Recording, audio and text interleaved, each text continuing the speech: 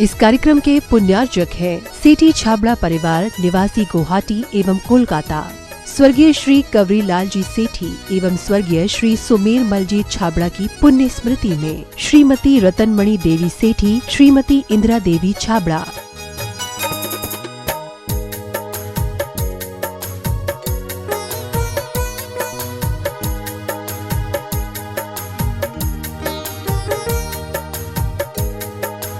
Indira lodges, warehousing और logistic park Guwahati, computer vision works, Vivaran Ghar Guwahati, Navkar www.navkargroup.in, aluminium framework प्रणाली, column box shuttering खिड़की प्रणाली और वास्तु उत्पादों के निर्माता कोलकाता। माता जी श्रीमती सरोज जैन, श्री नीरज जी जैन, शिखा जैन, श्री दीपक जी, आंचल जैन, आकर्ष जैन, पृथ्वी जैन, यशवी जैन, नेहल जैन और आरना जैन एवं सुख सरोज परिवार, सुख सरोज ज्वेलर्स प्राइवेट लिमिटेड, बगीची नंबर 3/6, गुरुद्वारा वाला साहिब रोड, आश्रम, नई दिल्ली।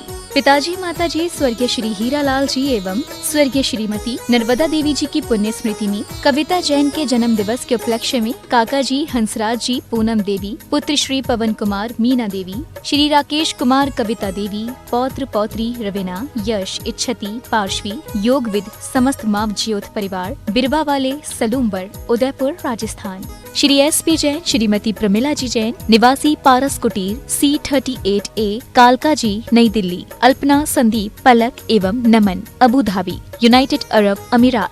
डॉक्टर वरुण, प्रियंका, सम्यक एवं स्वस्ति, पारस कुटीर, C38A, कालका जी, नई दिल्ली। डॉक्टर नीलम, डॉक्टर विजय, इरा एवं Vivan, Canberra, Australia. Doctor Nitin Jain, doctor Kalpana Jain, पुत्र श्रुत जैन, पुत्री अमिया जैन, P21, नवीन शाहदरा, दिल्ली 32।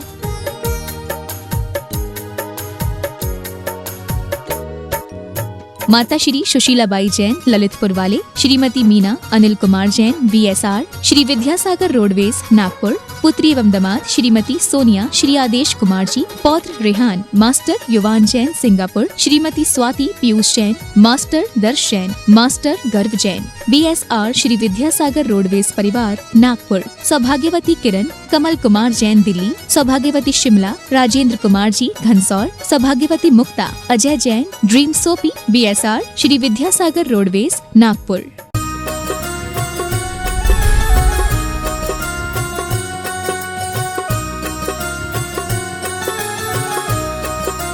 देवादिदेव श्री चंदा प्रभु भगवान की जय जय जय। देवादिदेव श्री चिंतामणि पार्श्वनाथ भगवान की जय जय जय। संत शिरोमणि गुरुवर आचार्य श्री विद्यासागर जी महाराज की। गुणैतन प्रणेता शंकर समाधान भावना योग प्रवर्तक प्रखर वक्ता जन जन के संत परम पूज मुनि श्री 108 प्रमाण सागर जी महाराज की। बोले परम पूज मुनि श्री हरेश सागर जी महाराज की। जहां आकर हम कर पाएंगे समोषण का साक्षात्कार और जान पाएंगे कैसे होगा जीवन का उद्धार। तीर्थराज शंबेशकर की तलहटी में स्थित आत्म विकास का दिव्य सदन, जैन सिद्धांतों की वैज्ञानिक प्रयोगशाला, जहां बोलेगा समोषण और जहां अद्भुत अतिशयकारी पंचायतन शैली में जिनालय जिन मंदिर का निर्माण हो रहा है, ऐसे गुणायतन से आइए हम और आप सायंकालीन शंका समाधान का कार्यक्रम प्रारंभ करें। उसके पूर्व गुणायतन परिवार और श्री शिवायतन परिवार आपका हार्दिक अभिनंदन स्वागत करता है। और चलते हैं प्रतिदिन की भांति हम और आप परम पूज्य मुनिवर के श्री चरण नमन करते हुए गुरुवंदना करेंगे, आशीर्वाद प्राप्त करेंगे और निवेदन करेंगे शंका समाधान के कार्यक्रम के लिए तैयार हो जाएं। जो भी श्रावक पारस चैनल, जिनवाणी चैनल और प्रमाणिक ऐप के माध्यम से देख और सुन रहे हैं और पूरे भारतवर्ष से जो श्रावक श्राविका यहाँ पर उपस्थित हैं, उन सभी की ओर से परम पूज्य मुनिवर के श्री चरण नमन करते हुए आशीर्वाद प्राप्त करेंगे। हाथ जोड़ लें। हे मुनिवर नमोस्तु, हे गुरुवर नमोस्तु, हे मुनिवर नमोस्तु।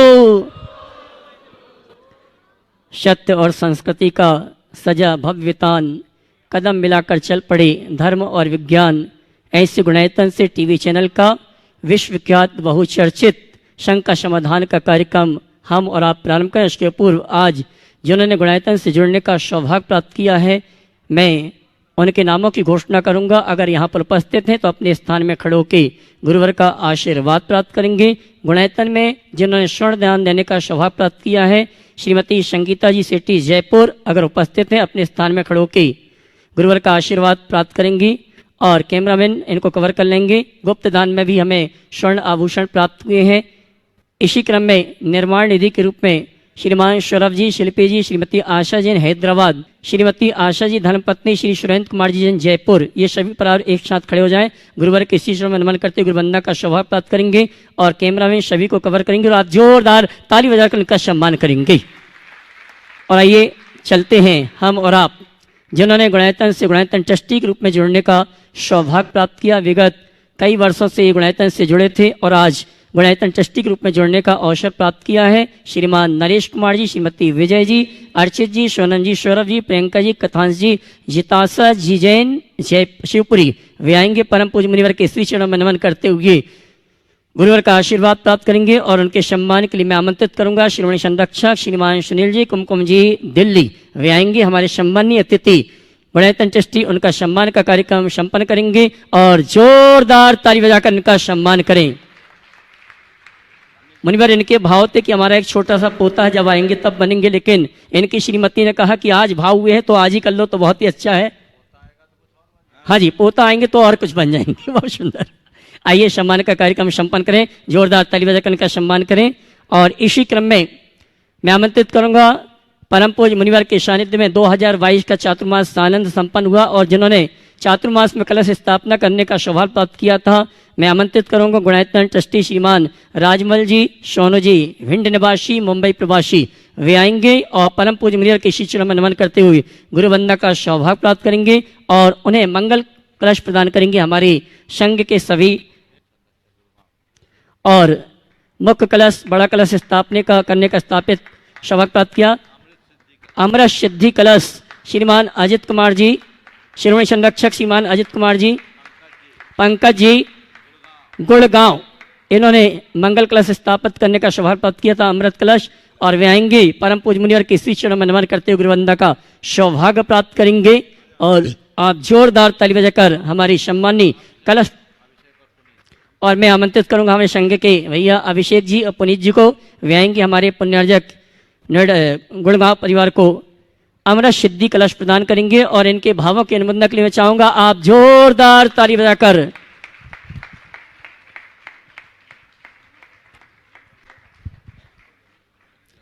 और आइए शंका समाधान का कार्यक्रम हम और आप प्रारंभ करें। आगामी दिसंबर माह में जो कार्यक्रम यहाँ पर आयोजित होना उनकी संक्षिप्त सूचना आप तक प्रेषित कर रहा हूँ। आगामी 10 दिसंबर को परम पूज्य मुनिवर के सानिध्य में गुणायतन का राष्ट्रीय नैमित्तिक विशेष महाअधिवेशन का आयोजन किया गया है और इसमें गुणायतन परिवार के जितने ट्रस्टी, जितने पदाधिकारी हैं ये या जो गुणायतन से जुड़े हैं, ये सभी इस महाअधिवेशन में सादर आमंत्रित हैं। साथ ही 11 दिसंबर रविवार दोपहर 1 बजे 11 दिसंबर रविवार दोपहर 1 बजे से परम पूज्य युगल मुनिवराज का भव्य पिछिका परिवर्तन का आयोजन किया गया है और इस पिछिका परिवर्तन का सीधा प्रसारण का जिनवाणी चैनल पर 1 बजे से 5 बजे तक सीधा प्रसारण के माध्यम से आप देख सकते हैं।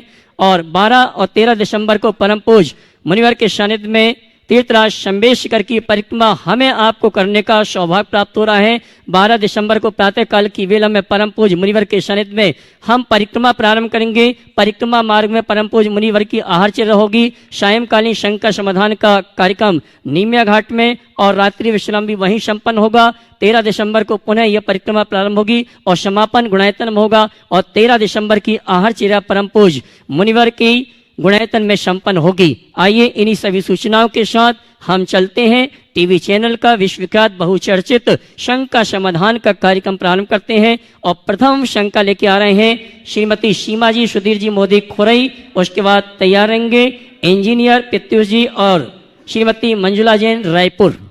गुरुवर के चरणों में त्रैवार नमोस्तु मेरा मेरे परिवार की ओर से और समस्त खुरई वासियों की ओर से। महाराज जी कहते हैं सोचने से नहीं मिलते हैं तमन्नाओं के शहर, चलने की जिद भी जरूरी है मंजिलों के लिए। तो जिद कहाँ तक और किस संबंध में करना चाहिए? देखिए, जिद शब्द जिस संदर्भ में आपने कहा है वो एक अलग शब्द है। यहाँ जिद का मतलब है संकल्प। जिद अगर संकल्प के रूप में रहता है तो हमें सिद्धि देता है। जिद कर लेना यानी ठान लेना, और जो ठान ले उसे साकार कर दे। अगर ऐसी जिद हमारे मानस में हो तो वो जिद हमारे जीवन में 4 चांद लगाती है। लेकिन एक जिद है अपनी बात को मनवाने की जिद, जिसके लिए दूसरे शब्दों में कहते हैं हठ। अपने संकल्प की पूर्ति के लिए की गई जिद सकारात्मक है, और किसी बात के लिए हठ के रूप में करने वाली जिद, होने वाली जिद हमारी प्रगति में बाधक है। इसलिए हम हटीले ना बने, रसीले बने। क्या बोल रहा हूं? हटीले ना बने, रसीले बने, और जिद्दी ना बने, जिंदा दिल बने। श्रीमती मंजुला जैन रायपुर, उसके बाद तैयार रहेंगे इंजीनियर प्रत्युष जी। बोलो। इस युग के भगवान महावीर परम पूज मुनि श्री 108 परमार सागर जी महाराज जी एवं मुनि श्री 108 अरह सागर जी महाराज जी के चरणों में कोटि कोटि नमन। महाराज जी, आपके द्वारा संलेखना विषय में राष्ट्रीय स्तर पर जैन समाज को एकता के सूत्र में बांधा। आपकी प्रेरणा एवं आशीर्वाद से समाधि मरण को न्यायालय ने स्वीकार किया। वर्तमान परिवेश में जैन धर्म की युवतियां दिशा विहीन हो रही हैं और अजैनों से शादी कर संस्कार विहीन और गलत पथ पर अग्रसर हो रही हैं। इन परिस्थितियों में महाराज जी, देश को आपके संदेश की आवश्यकता है। प्रेरक संदेश दीजिए और अभिभावकों को क्या करना चाहिए, मार्गदर्शन दीजिए। यह संदेश तो मैं रोज दे रहा हूँ। मुश्किल ये है कि जिनको ये संदेश चाहिए वो हम लोगों की सभाओं में गोल रहते हैं। ज़्यादातर धर्म सभाओं में प्रौढ़ और बुजुर्ग होते हैं, और जो युवा है जिनमें भटकाव आने की संभावना है, वे उनकी दिनचर्या ऐसी कुछ व्यस्त हो गई है कि उनको अवसर ही नहीं मिलता। उनको अपने क्लासेस में, अपने कोचिंग में या अपनी जॉब में ही फुर्सत नहीं मिलती। तो इस तरीके से ऐसे संदेश से काम नहीं होगा। उसके लिए मैंने अनेक बार ये कहा कि अभिभावकों को चाहिए कि समय समय पर बच्चों को गुरुओं के सामने लाकर उनका कोई ऐसा वर्कशॉप हो, क्रैश कोर्स हो, जिससे वे अपने जीवन के मर्म को समझे। उनके जीवन में जब वास्तविक बातें बैठेगी और जीवन की वास्तविकता से वो रूबरू होंगे तो किसी भी प्रकार का भटकाव नहीं होगा। जब बच्चे पढ़ते हैं तो आपका केवल एक ही ध्येय रहता है, बच्चे की पढ़ाई, जबकि पढ़ाई के साथ संस्कारों की गढ़ाई भी जरूरी है। और आजकल ये संभव नहीं है कि घर परिवार में बच्चों को आप बहुत अच्छे संस्कार दे सके, क्योंकि सब भाग रहे हैं, सबके पास समय का अभाव है। हालांकि रत्ती भर काम नहीं है, पर क्षण भर की फुर्सत नहीं। सब भाग रहे हैं, सब व्यस्त हैं। क्यों व्यस्त हैं उनको ही पता नहीं।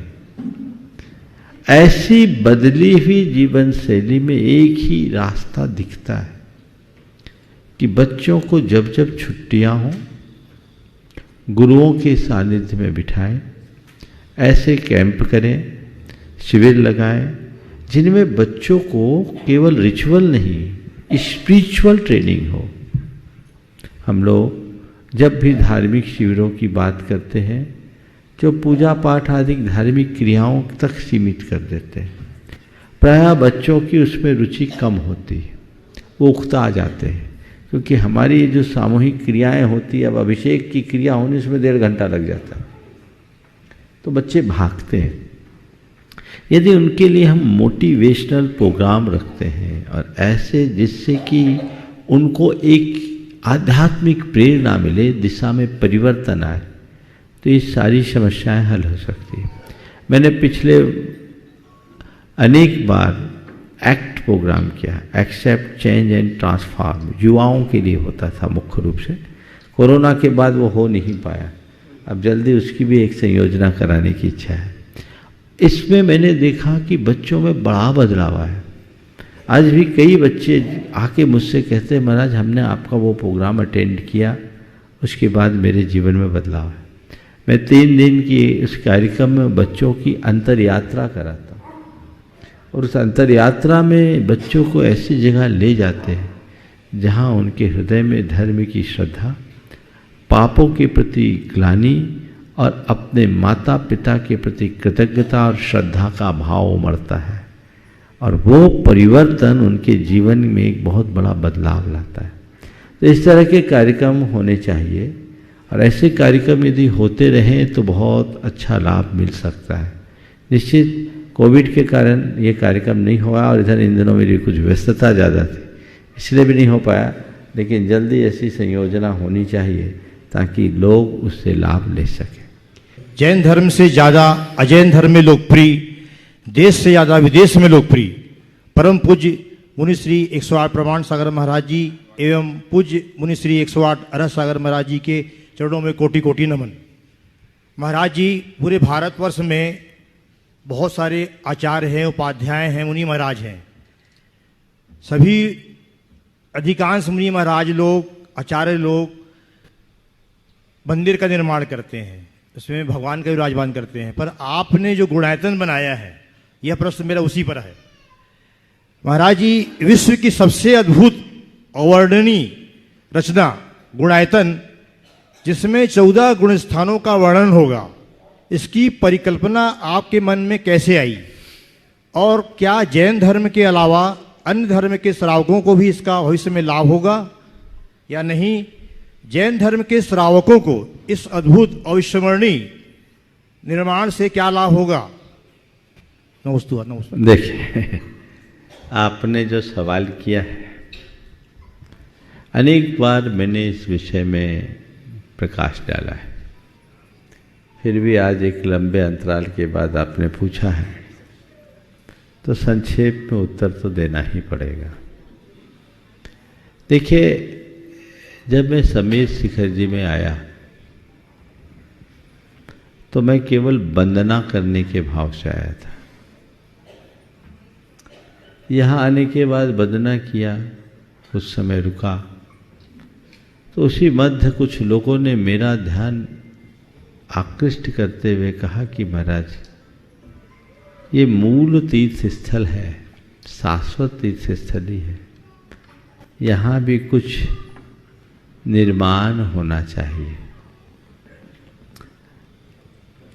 जब लोगों ने मेरा इस तरफ ध्यान आकृष्ट किया तो मुझे लगा कि ये मूलभूत तीर्थ स्थल है, बाकी जितने भी तीर्थ हैं वे हम आपके द्वारा बनाए हुए हैं, ये तीर्थ भगवान के द्वारा बनाया हुआ है।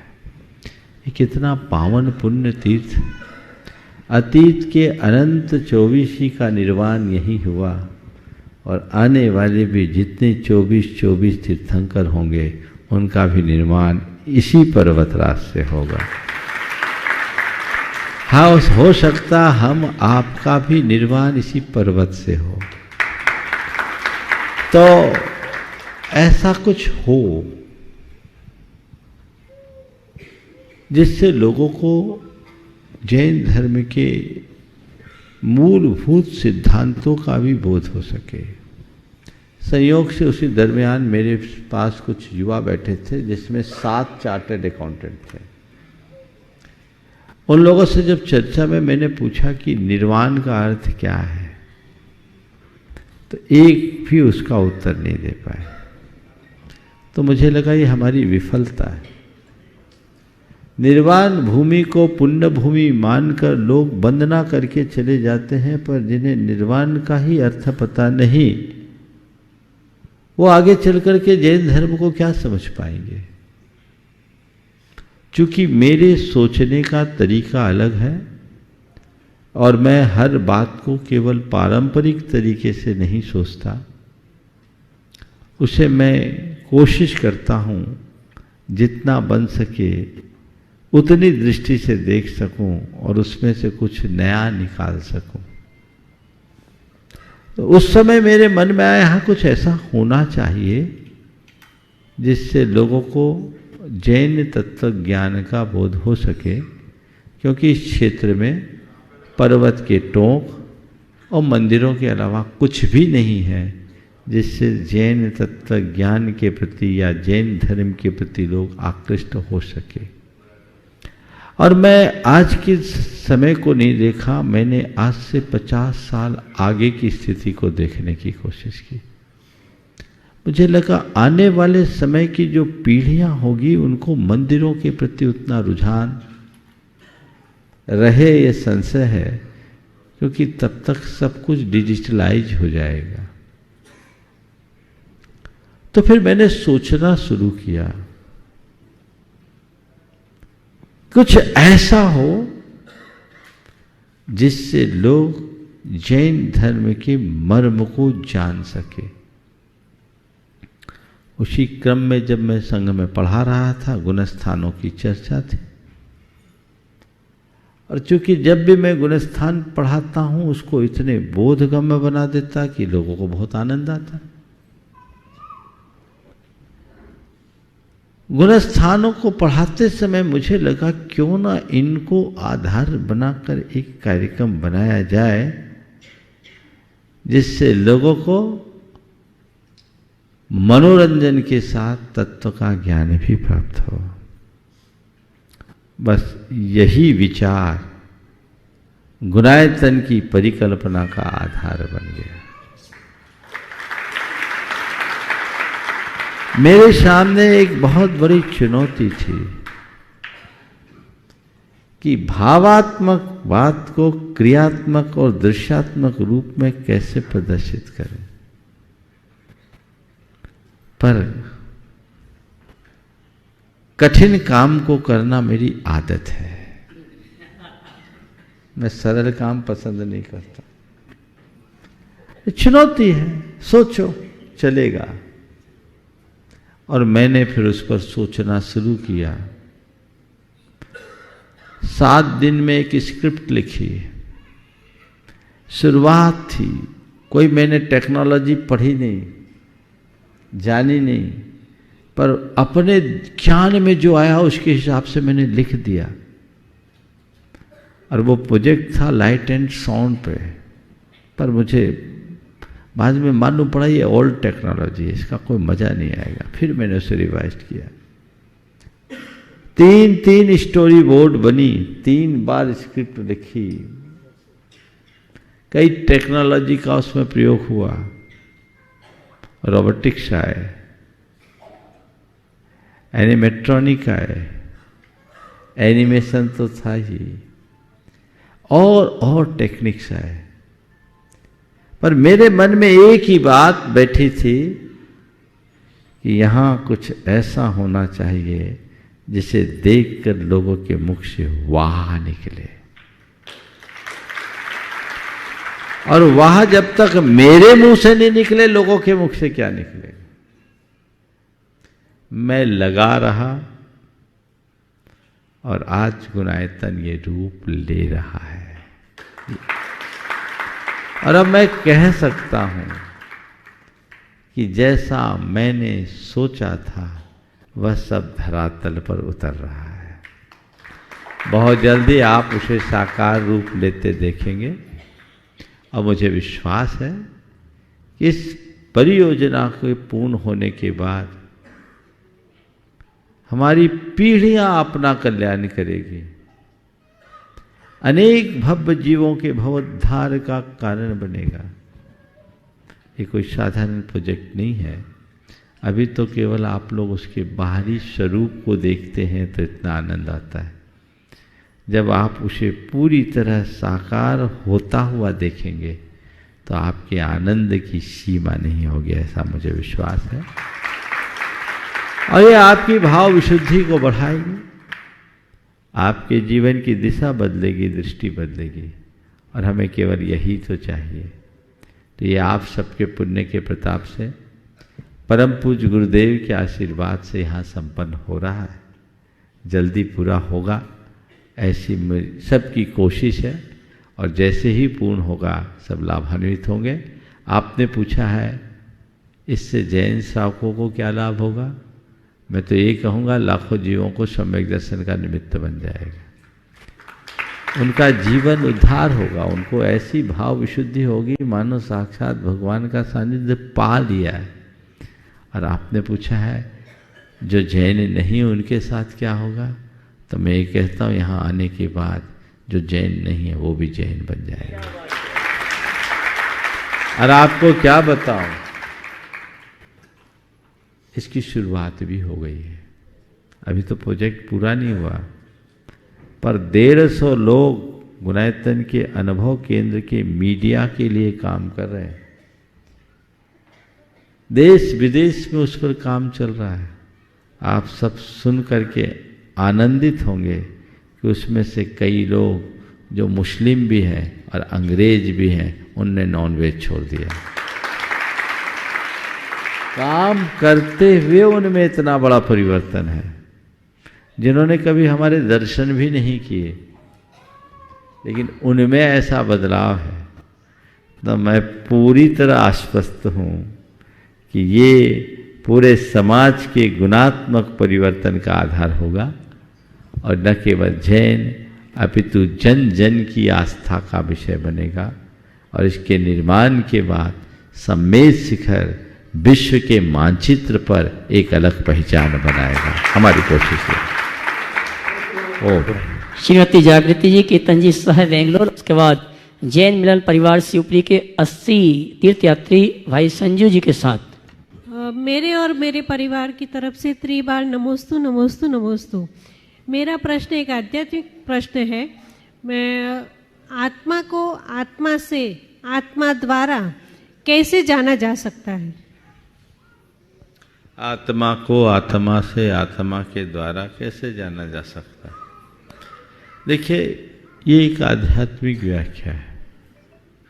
इसे हम व्यवहारिक शब्दों में अगर कहें तो सीधा ये कहें कि आत्मा का आत्मा के साथ जब केंद्रीकरण हो जाता है, उस घड़ी आत्मा आत्मा को आत्मा के द्वारा जानता है। हम प्रायः विकेंद्रित मानसिकता से भरे होते हैं, हमारा चित्त विखंडित होता है।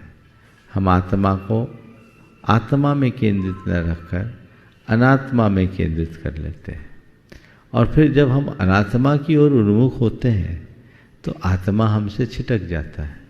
तो आत्मा के द्वारा ही हम जानते हैं, पर अनात्मा को जानते हैं। जब हम सबसे चित्त हटाकर निज में रमाएंगे तो आत्मा को आत्मा के द्वारा हम जान पाएंगे। जैन मिलन परिवार शिवपुरी भाई संजय जी। उसके बाद तैरेंगे शम्य शिखर यात्रा संघ सांगानेर के सभी यात्री अमित जी दर्शी जी के प्रश्न के साथ। नमोस्तु महाराज श्री। शिवपुरी जैन समाज की ओर से आपके श्री चरणों में बारंबार कोटि कोटि नमन। अक्सर कार्यक्रमों के दौरान हम दो पंक्तियां बोलते हैं महाराज श्री, जब एक रतन अनमोल है तो रत्नाकर फिर कैसा होगा, जिसकी चर्चा ही है सुंदर वो कितना सुंदर होगा।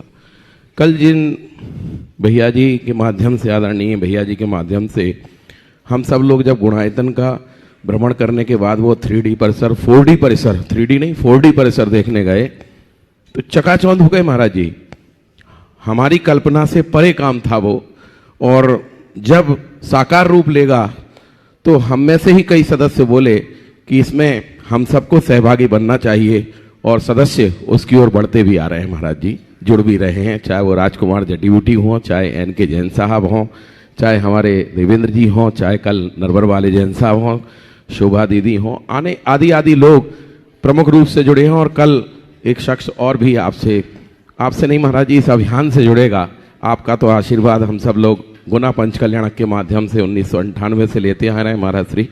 अब मेरा सवाल ये महाराज जी कि हम सब लोग जब कोई संत नगर में होते हैं तब चातुर्मास के दौरान या शीतकाल वाचना के दौरान, तब उनके समक्ष जो नियम लेते हैं महाराज श्री, वो हमसे बड़ी आसानी से पल जाता है और हम उसे निभा भी लेते हैं। और जब संत नगर से बाहर होते हैं तो ये परिणति बन नहीं पाती उस नियम को निभाने में। तो ऐसी क्या वजह है कि संतों का क्या ऐसा आकर्षण है जिसकी वजह से श्रावक पूरा उस समय बंधा रहता है और उनके जाते ही वो विमुख भी होता जाता है? हे स्वामी, इस शंका का समाधान करें। कई तरह की बैटरी होती है। कुछ बैटरी ऐसी होती है एक बार चार्ज होने के बाद बहुत लंबे समय तक टिकी रहती है। अब कुछ बैटरी ऐसी होती है जो सुबह चार्ज करो शाम को ख़त्म। अब कुछ का तो ऐसा होता है उसको बिल्कुल चार्जर में लगाए रखना पड़ता है। अब क्या करें, जिसकी जैसी बैटरी वैसी चार्ज, समझ गया। इसलिए अपनी बैटरी को ठीक कर लीजिए, सारा रास्ता ठीक होगा। एक सवाल और था महाराज साहब हम सबके माध्यम से, वो ये कि अक्सर कहा जाता है कि जैन दर्शन में ये नहीं माना जाता कि पहले से सब चीज़ें तय हैं या अवतारवाद की प्रेरणा नहीं होती, लेकिन कहा जाता है कि तीर्थंकर भगवान जब गर्भ में आते हैं तो 15 महीने पहले से, 9 महीने पहले से, 6 महीने पहले से वहाँ का पूरा, जहाँ जन्मते हैं वहाँ का पूरा रूपक बदल जाता है। तो क्या ये देवोकृत पूर्व चमत्कार नहीं? देखिए, बहुत अच्छी बात आपने कही है। जैन धर्म में अवतारवाद का कोई स्थान नहीं। जैन धर्म अवतारवाद को मान्यता नहीं देता, उत्तारवाद को मान्यता है। अवतार यानी ऊपर से नीचे आना और उत्तार यानी नीचे से ऊपर जाना। हम नीचे नहीं आते, हम ऊपर जाते हैं। अवतारवाद में एक मान्यता है कि एक नित्य सर्वव्यापी अविनाशी सर्वशक्तिमान आत्मा समय समय पर विभिन्न विभिन्न रूपों को धारण करके जन्म लेता है। वो परमात्मा, एक ही परमात्मा बार बार अलग अलग रूपों में आता है। जैन धर्म कहता है ऐसा नहीं, कोई ऐसा अनादि सिद्ध परमात्मा नहीं है। हम जिन्हें परमात्मा के रूप में पूजते और मानते हैं वह हमारे ही बीच से गया हुआ आत्मा है। आत्मा ही परमात्मा बनता है। अप्पा सो परमप्पा। तो आत्मा परमात्मा बनता है। और जिन्हें हम तीर्थंकर के रूप में पूजते हैं वे तीर्थंकर भी कभी हमारी तरह साधारण प्राणी थे। उनने धर्म साधना के बल पर अपनी चेतना का क्रमिक विकास किया और अब अपने चरम रूप को में जन्म लेने वाले हैं मनुष्य के रूप में। पर उनका पूर्व का पुण्य इतना प्रबल होता है जिसके परिणाम स्वरूप उनके गर्भ में आने के 6 महीने पहले से ही इंद्रगण उनकी सेवा में नियुक्त हो जाते हैं। ये पुण्य का प्रताप और ये पुण्य भी अतीत जन्मों में किए गए धर्म साधन के परिणाम स्वरूप होता है। तो ये क्रम चलता रहता है और बाद में वे तीर्थंकर भगवंत अभी परमात्मा हुए नहीं हैं, होंगे। कब होंगे? जब तप धारण करेंगे तब होंगे। जब बीतराग स्वरूप को प्राप्त करेंगे तब होंगे, क्योंकि अनादि सिद्ध परमात्मा नहीं है, आत्मा ही परमात्मा बनता है। श्री शंभे शेखर तीर्थ यात्रा संघ सांगरिया के सभी यात्री एक साथ खड़े हो जाए अपने स्थान में और उनकी तरफ से मेरे पास जो नाम है अमित और दर्शित ये प्रश्न करेंगे और उसके बाद ये प्रश्न करें। उसके पूर्व परम पूज्य मुनिवर एक ऑनलाइन क्वेश्चन आया है, बार बार ये प्रश्न आ रहा है। प्रश्न है, क्या जन्मजात संस्कारों में परिवर्तन हो सकता है क्या?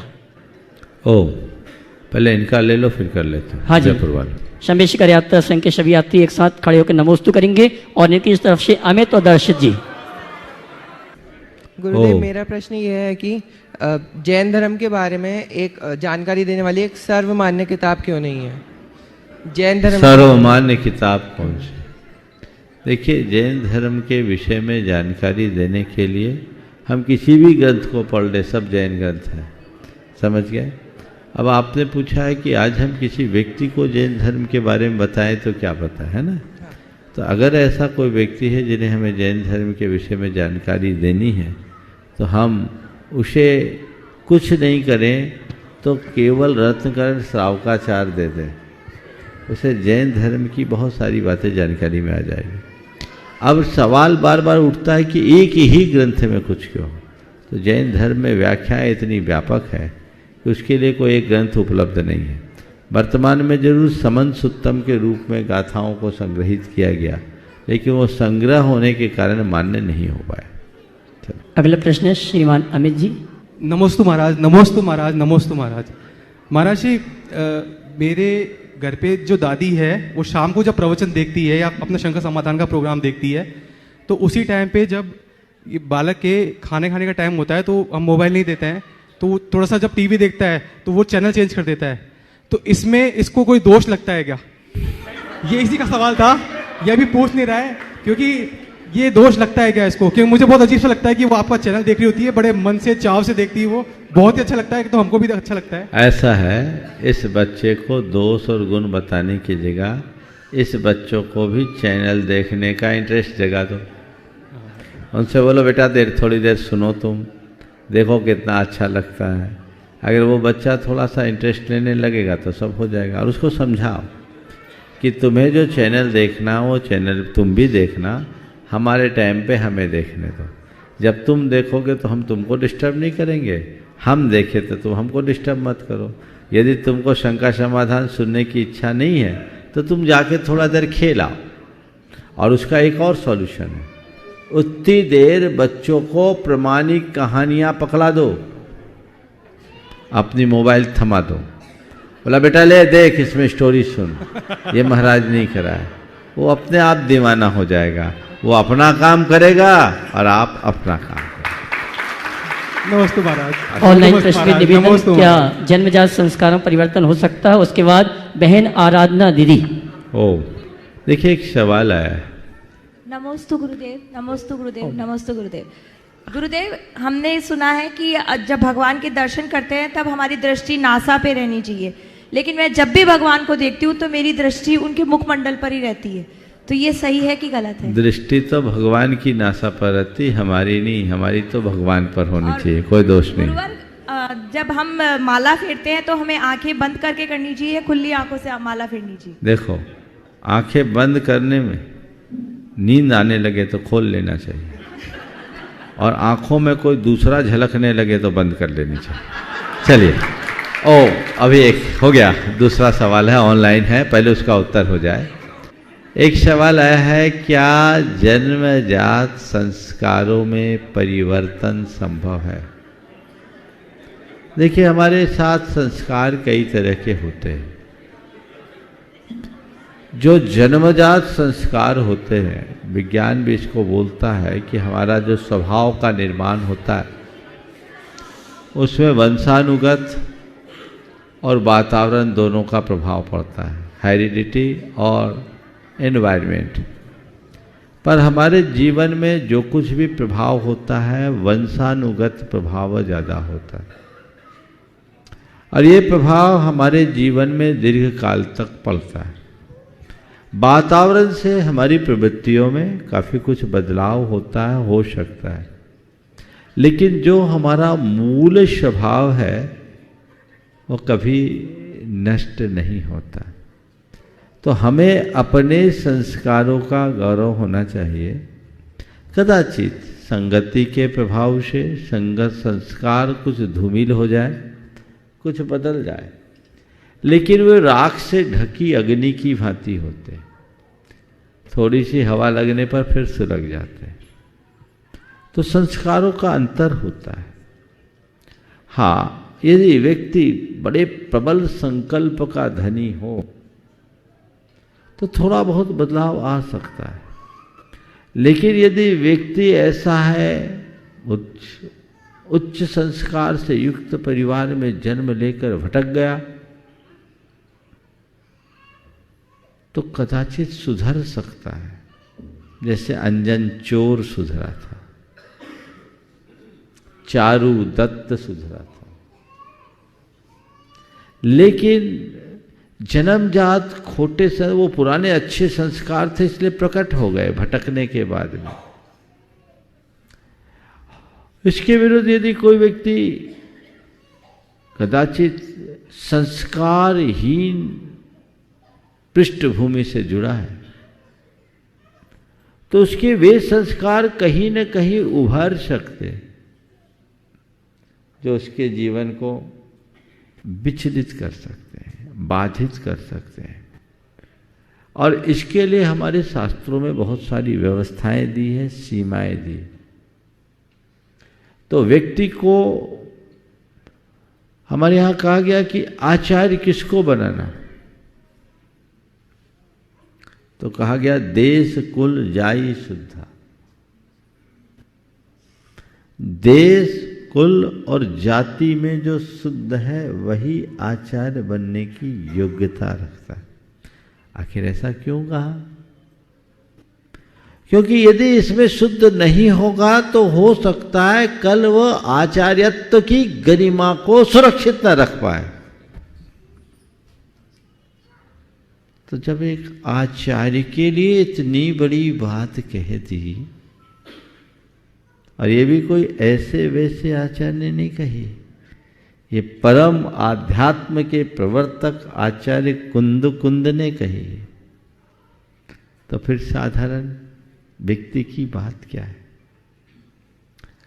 संस्कार समान होने पर ही मित्रता होती है। नीति में हमारे शास्त्रों में ऐसा लिखा है, समानशील व्यसनेषु सक्षम। शील और संस्कारों की समानता में ही मित्रता होती है। आजकल लोगों में, कल भी ये सवाल आया था, डॉक्टर पी.एन. जैन साहब ने किया था कि हम बदलाव ले आए। तो देखो, शादी करके बदलाव मत लाओ, बदलाव करने के बाद शादी कर लो। ये शादी के करके बदलाव तो ऐसा ही है, या शादी करने के लिए बदलाव तो ऐसे ही है कि दूसरी बीवी चाहिए तो इस्लाम कबूल लो। ये क्या है?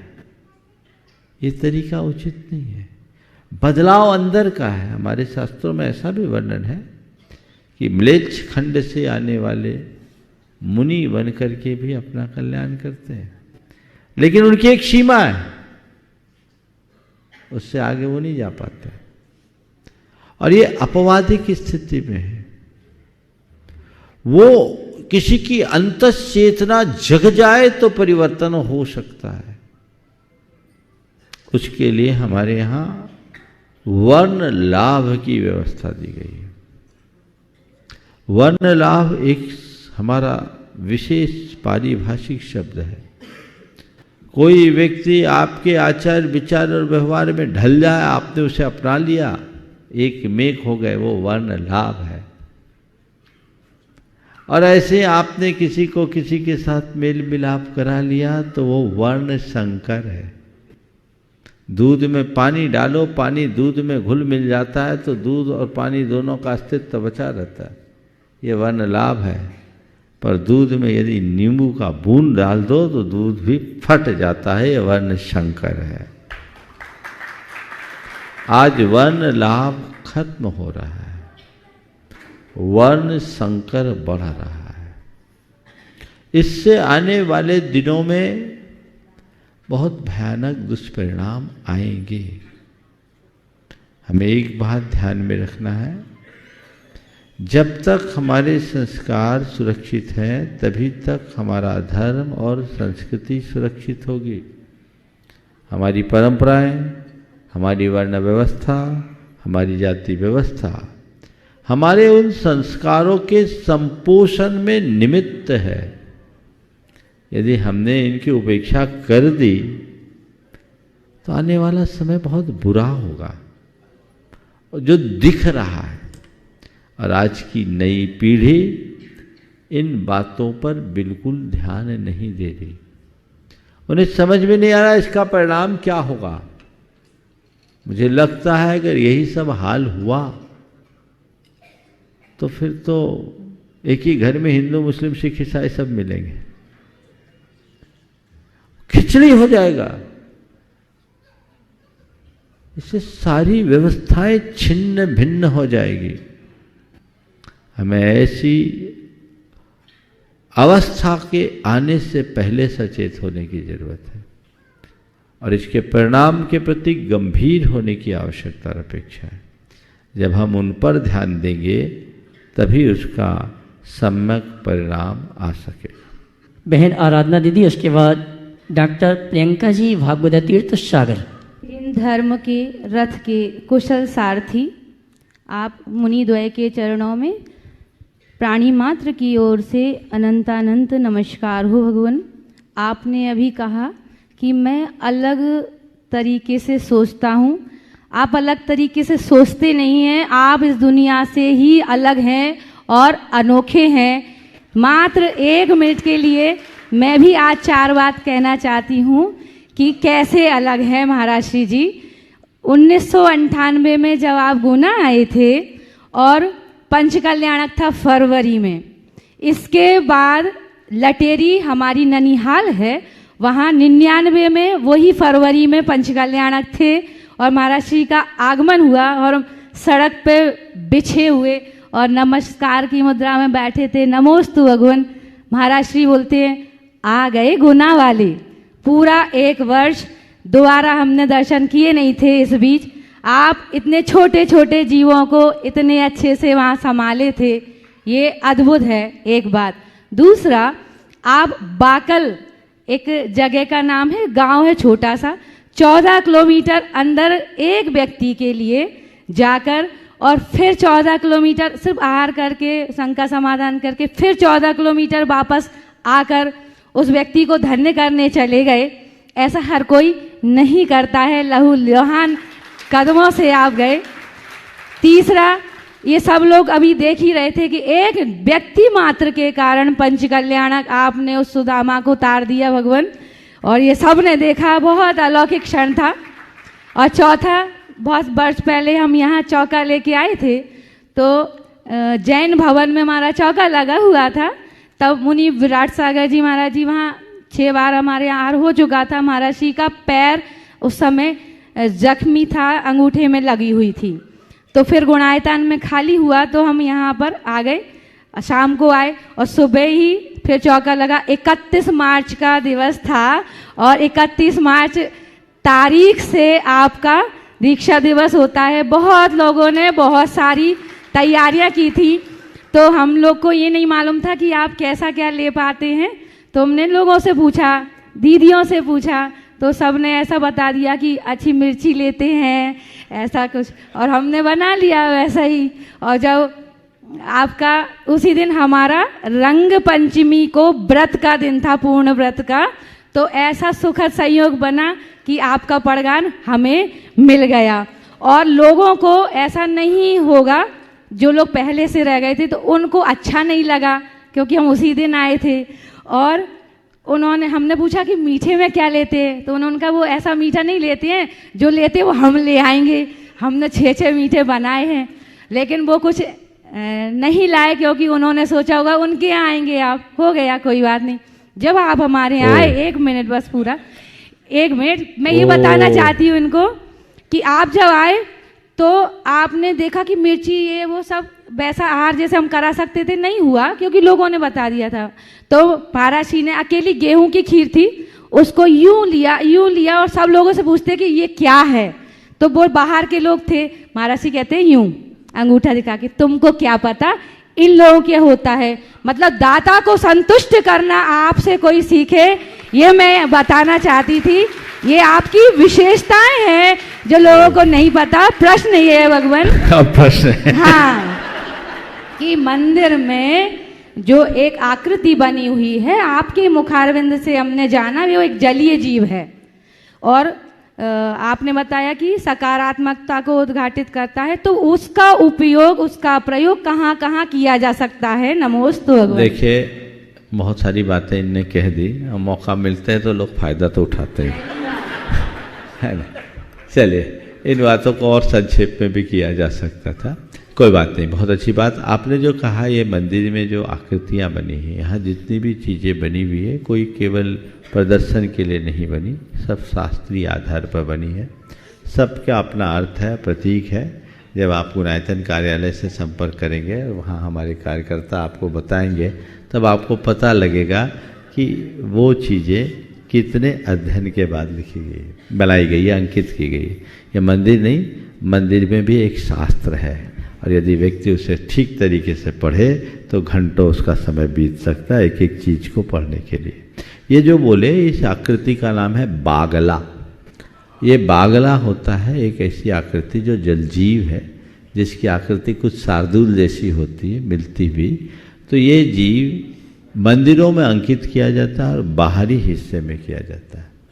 और बाहरी हिस्से में इसलिए करते हैं कि अंदर नकारात्मकता का प्रवेश न हो, और अंदर के हिस्से में ग्रास मुख लिखा जाता है, उसमें केवल उसकी मुख मुद्रा होती जो वहाँ की सकारात्मकता का प्रवेश कराता है, ऐसा कहा जाता है। तो ये जो मंदिर का शिल्प है वो मंदिर का ही शिल्प है, उसकी आकृतियाँ मंदिर में ही लगानी चाहिए। हमारे वास्तु के ग्रंथों में मंदिर का शिल्प और घर के शिल्प को अलग अलग तरीके से बनाया गया है।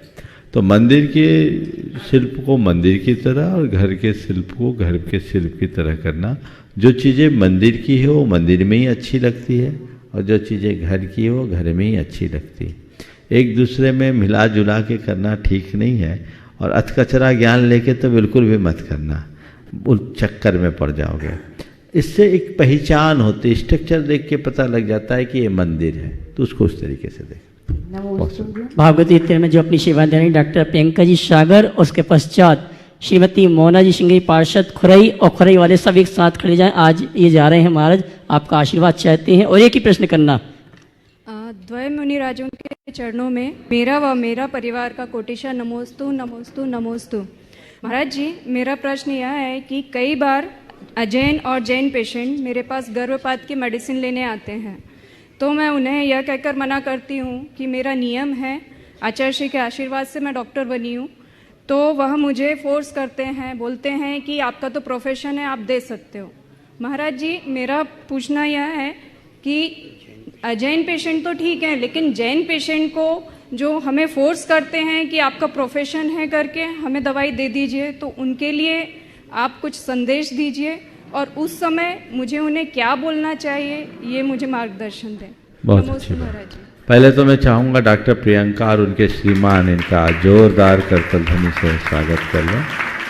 ये दोनों दंपति भागोदय में अपनी सेवाएं दे रहे हैं, और भागोदय मानव सेवा का एक उत्कृष्ट आयतन बन करके काम कर रहा है, और उसमें काम करने में इन्हीं सब चिकित्सक बंधुओं का बहुत बड़ा योगदान है। इसलिए इनके हमें तहे दिल से स्वागत करना चाहिए। जोरदार करतल ध्वनि करिए। आपने जो सवाल किया है ये सवाल बहुत ही गंभीर है। सबसे पहली बात कि इस तरह का कृत्य कभी करना ही नहीं चाहिए, चाहे वो जैन हो या अजैन।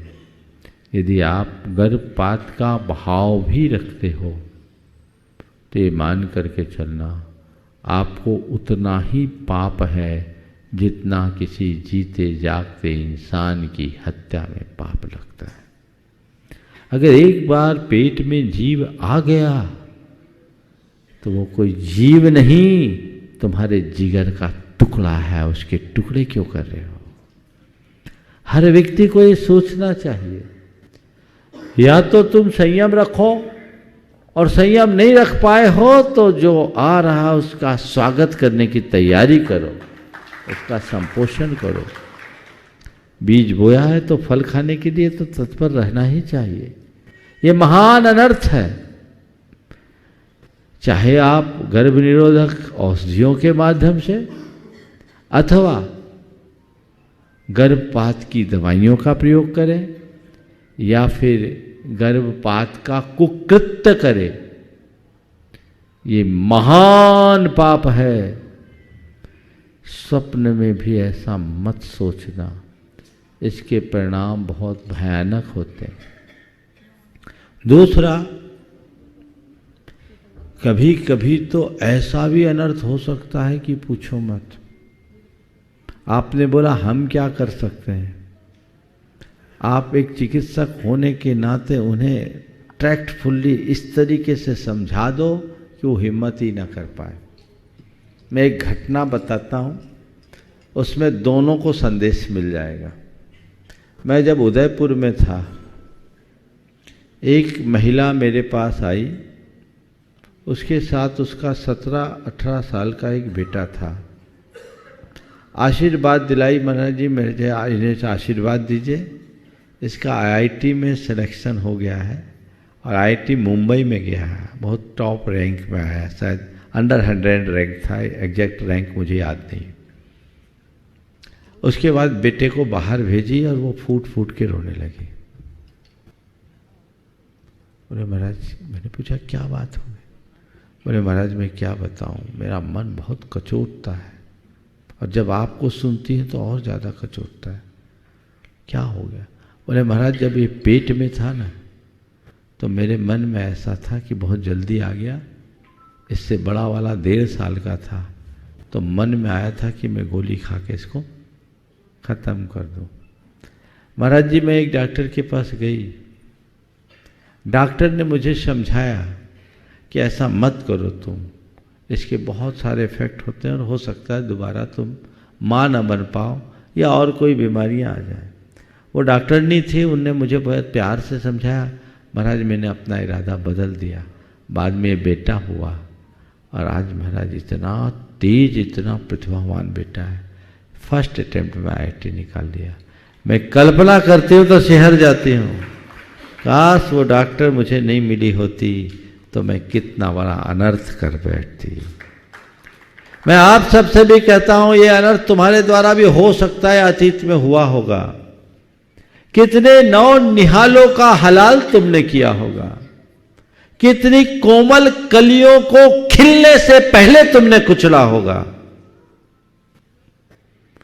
कितने मासूम की हत्या की होगी, कितनी बार तुमने अपने ही खून का खून किया होगा। कल्पना करो, ये कोई साधारण बात नहीं है। इस तरह से लोग अगर अंदर से सोचने लगे तो बहुत फर्क पड़ता है। मैं तो एक ही बात पूछता हूं, गोद में तुम्हारा कोई बच्चा खेलता है तो तुम उसका कितना दुलार करते हो कि नहीं? तो गोद में खेलने वाले बच्चे के प्रति असीम प्यार और कोख में पलने वाले बच्चे की हत्या, ये कैसा मातृत्व है? ये मातृत्व का उपहास है। गर्भपात कोई साधारण ऑपरेशन नहीं, हत्या है। और ये हत्या है करुणा की, हत्या है वंश की, हत्या है मातृत्व की, हत्या है मानवता की। इससे बचना। लोगों को प्रेरणा दीजिए, चूंकि आप चिकित्सक हो और चिकित्सक होने के साथ साथ एक माँ भी होगी। हो गई कि नहीं हो गई? होने वाली, हो जाएगी। लेकिन माँ का हृदय तो है ना, तो आप अच्छे से समझा सकती। उन्हें इस तरीके से समझाइए और बिल्कुल अपना क्लिनिकल एक्सपीरियंस रखते हुए, ताकि उनकी विचारधारा बदले और आगे के लिए भी सावधान हो जाए, तो जीवन सबका निहाल हो सकेगा, धन्य हो सकेगा। श्रीमती मोहना जी सिंघई पार्षद खुरई सभी यात्रियों के साथ। नमोस्तु महाराज श्री। हम सब खुरई वालों की तरफ से आपको बारंबार नमोस्तु महाराज श्री। महाराज श्री मैं पूछना चाह रही हूँ, कल आपने बताया था कि तीर्थंकर का आहार राजा के यहाँ ही होता है, बहुत पुण्य के उदय से। तो जैसे कि जब भगवान जन्म लेते हैं तो उनका स्वर्ग से आहार भोजन आता है, तो फिर जब आहार करने जाते हैं राजा के घर तो फिर उनका कौन सा आहार होता होगा? देखो, बहुत अच्छा सवाल आपका, बहुत अच्छा है, पर समय लेट हुआ है। इसका संदेश सब तक मिलना चाहिए, इसको कल रिपीट कर देना, फिर भी मैं उत्तर दे देता हूँ। बहुत अच्छा प्रश्न आपका है और ये इसका उत्तर सब तक जाना चाहिए, इसलिए इस उत्तर को सुरक्षित रख लीजिएगा। बात यह है कि ये पूछा जाता है कि जब भगवान गृहस्थ अवस्था में जब तक दीक्षित नहीं होते तो उनके वस्त्र और आभूषण स्वर्ग से आते हैं, भोजन भी स्वर्ग से आते हैं। मुनि दीक्षा के बाद ये सब क्यों नहीं होता? फिर वो सामान्य भोजन उनको कैसे हो जाता? आदिनाथ भगवान ने तो 3 अंजलि केवल इच्छु रक्ष लिया और बाकी सब भगवानों ने क्षीरान्न लिया। सुनिए, इसका एक कारण मुझे समझ में आता है। हमारे तीर्थंकर परमात्मा जो होते हैं वो असाधारण क्षमता को लेकर उत्पन्न होते हैं और उनके शरीर में असाधारण ऊर्जा होती। वह ऊर्जा अगर सामान्य रूप से फैल जाए तो ये प्रकृति उसे बर्दाश्त नहीं कर सकती। जैसे अंतरिक्ष में कोई यात्री जाता है तो उसके लिबास अलग होते, देखा ना अंतरिक्ष यात्रियों के कपड़े, क्यों? उस एनर्जी को एडजस्ट करने के लिए। तो हमारे तीर्थंकर परमात्मा के जिनके 10 भाव की साधना का ताप और तेज है, इतनी ऊर्जा जिनके अंदर है, उस ऊर्जा से संपन्न होने के कारण वो एनर्जी बाहर फैले तो तकलीफ दे हो जाए। अब इससे अनुमान ले ले, नवजात शिशु के ऊपर योजनों के चौड़े मुख वाले कलशों से अभिषेक होता और उनको कुछ नहीं होता। तो ऐसे असाधारण ऊर्जा से संपन्न तीर्थंकर परमात्मा की ऊर्जा का दूसरों पर दुष्प्रभाव न पड़े, इसलिए स्वर्ग के वस्त्र आते हैं। वो अलग है, वो उस एनर्जी को ऑब्जर्व करती, वहीं रोकती। और फिर भोजन, तो जैसी एनर्जी वैसा भोजन होना चाहिए। तो यहाँ का तुम्हारा क्या मिलेगा? सत्य ही नहीं है। तो स्वर्ग के सारे पदार्थ आते हैं जो भगवान को हजम होते हैं, उनको आहार होता, निहार नहीं होता। ये उनकी एनर्जी को दर्शाता है। जो लेते सब भस्म हो जाता है। अब आपका मूल सवाल आता है, दीक्षा लेने के बाद क्या होता है? तो दीक्षा लेने के बाद वे अपनी ऊर्जा को कंज्यूम करने लगते हैं अपनी तपस्या में, अपनी ऊर्जा को ऊर्ध्वारोहण कर लेते हैं। तो उनकी ऊर्जा उनके तप में खप जाती है और वस्त्र उतार देते हैं तो सब तरफ फैलती है, कोई दुष्प्रभाव नहीं पड़ता। जहां तीर्थंकर परमात्मा जाते हैं उधर सर्वत्र सुख शांति और समृद्धि प्रकट होती है उस ऊर्जा का फल। तो उस घड़ी में उनको सामान्य भोजन से काम चल जाता है। समझ में आ गया? आया कि नहीं आया? बजाओ एक बार ताली। ये साइंस है, ये विज्ञान है। इस विज्ञान को हमें समझने की आवश्यकता है। ठीक है ना? आज इतना ही। बोलिए परम पूज्य आचार्य गुरुवर श्री विद्यासागर जी। नमस्ते महाराज।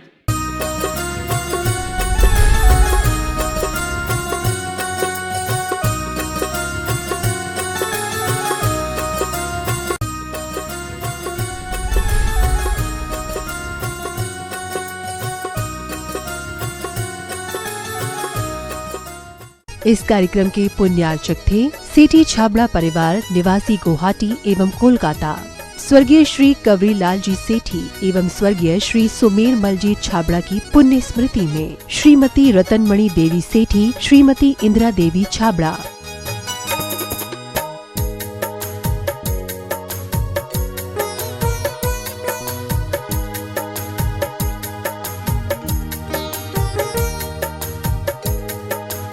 इंदिरा लॉजेस, वियर हाउसिंग और logistic park Guwahati, computer vision works, Vivaran Ghar Guwahati, Navkar www.navkargroup.in, aluminium framework प्रणाली, कॉलम बॉक्स शटरिंग खिड़की प्रणाली और वास्तु उत्पादों के निर्माता कोलकाता। माताजी श्रीमती सरोज जैन, श्री नीरज जी जैन, शिखा जैन, श्री दीपक जी, आचल जैन, आकर्ष जैन, पृथ्वी जैन, यशवी जैन, नेहल जैन और आरना जैन एवं सुख सरोज परिवार, सुख सरोज ज्वेलर्स प्राइवेट लिमिटेड, बगीची नंबर 3/6, गुरुद्वारा वाला, साहिब रोड, आश्रम, नई दिल्ली।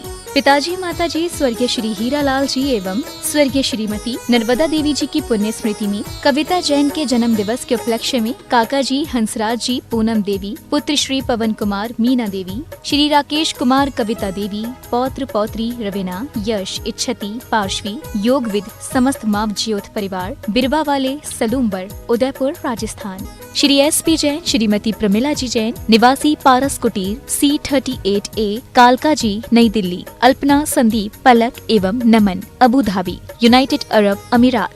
डॉक्टर वरुण, प्रियंका, सम्यक एवं स्वस्ति, पारस कुटीर, C38A, कालका जी, नई दिल्ली। डॉक्टर नीलम, डॉक्टर विजय, इरा एवं Vivan, Canberra, Australia. Doctor Nitin Jain, doctor Kalpana Jain, पुत्र श्रुत जैन, पुत्री अमिया जैन, P21, नवीन शाहदरा, दिल्ली 32।